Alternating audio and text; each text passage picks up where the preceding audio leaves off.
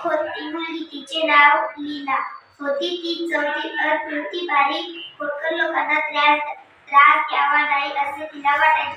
पण तिला खोड्या काढण्याची भारी हौस होती. स्वतःच्या मनात येईल ते करायची. तिच्या इच्छा असायची त्यासाठी मजेशीर युक्ती शोधायची. तिचे घर होते एका गावाच्या टोकाला. तिच्या घराच्या मागील वावरात बाजूला थोडे चालत गेले की नदी होती.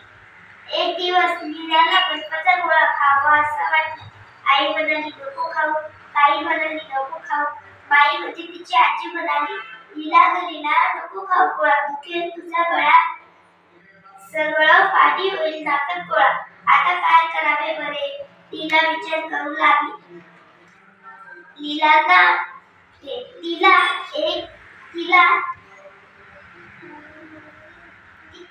तिला एक युक्ती सुचली.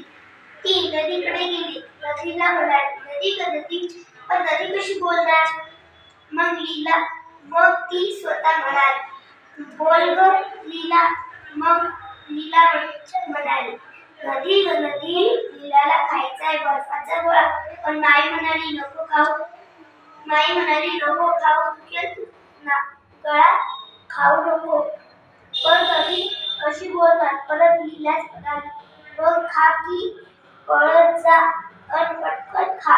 लीला म्हणाली अगं पण तुझं कसं ऐकू.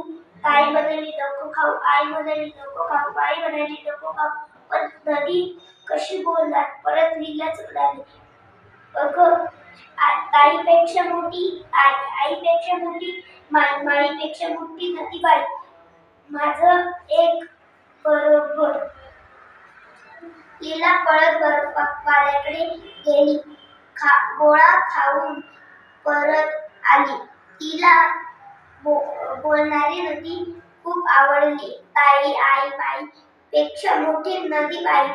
तिची परवानगी मिळाली की आपण हवे ते करू शकतो असे तिला वाटले.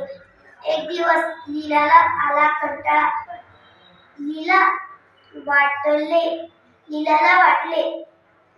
तिला वाटले बुडवावी शाळा. तिने ताईला विचारले. ताई म्हणाली नको बुडवू. आई म्हणाली नको बुडवू. माई म्हणाली लीला ग लीला, आला तरी कंटाळा, बुडवू नको शाळा.